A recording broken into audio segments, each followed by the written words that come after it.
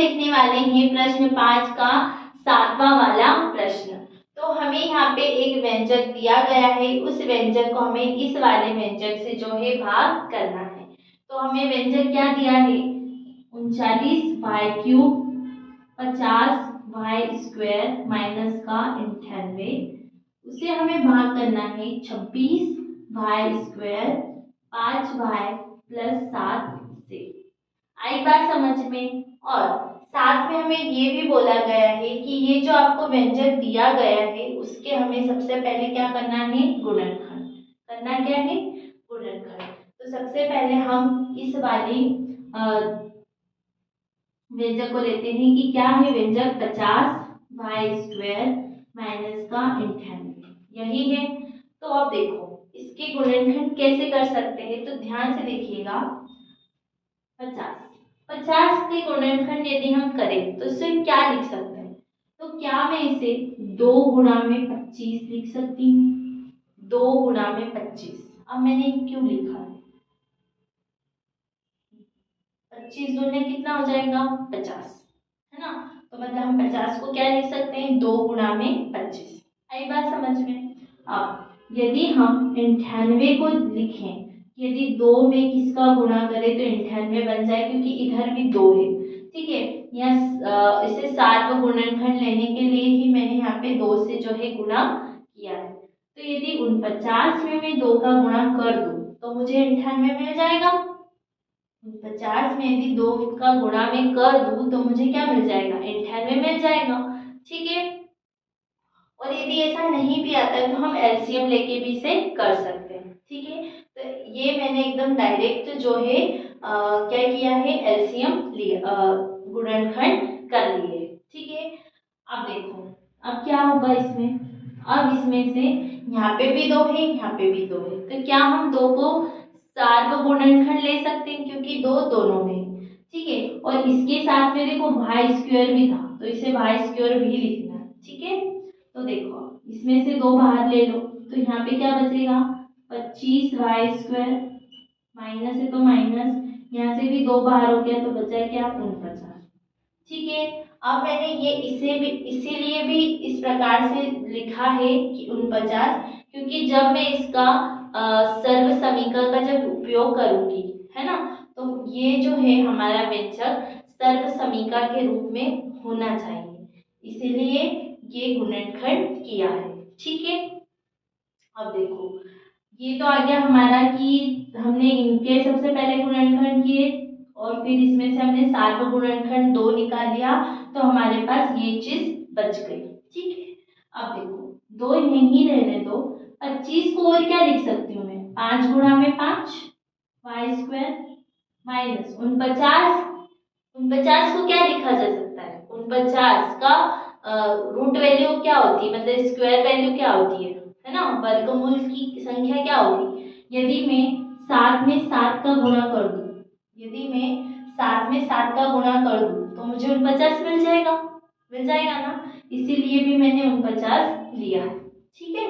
अब देखो यहाँ पे देखिएगा, ये भी हो गया 5 गुणा 5 7 गुणा 7, तो क्या हम इसे, ये दोनों चीजें 2 बार आ रही है ना, कि भाई 5 भी 2 बार है 7 भी 2 बार है, तो क्या हम इसे 5 और y है ना यहाँ पे, तो y का होल स्क्वायर लिख सकते हैं, 5y का होल स्क्वायर लिख सकते हैं, बिल्कुल लिख सकते हैं। क्यों लिखा है, क्योंकि देखो 5 भी 2 बार है और y भी 2 बार है, तो इनका पूरे का मैंने क्या कर दिया, वर्ग कर दिया।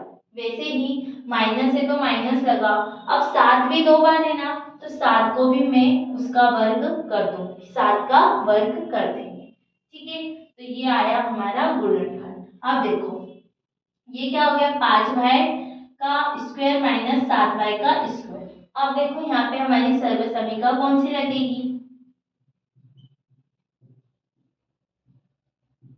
सर्व समीकरण का उपयोग करके अब कौन सी सर्व समीकरण लगाएंगे, देखो a² माइनस का b², इसको हम क्या लिखते हैं, a प्लस बी और a माइनस का b, यही लिखते हैं।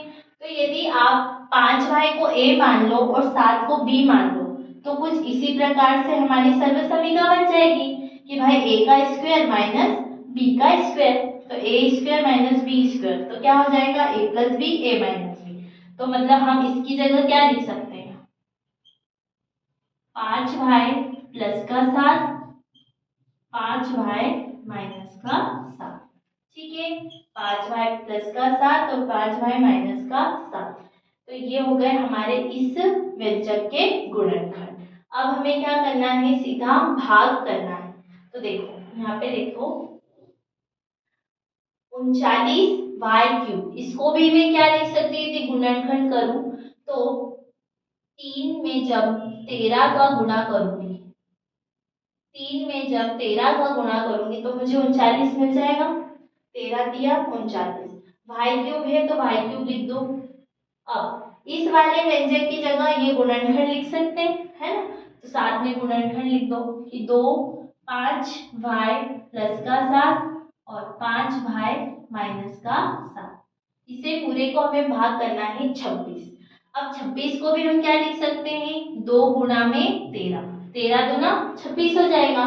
इसलिए मैंने 26 के भी क्या कर दिए, गुणनखंड कर दिए। साथ में है y स्क्वायर, तो y स्क्वायर लिखेंगे और ये है 5y प्लस का 7।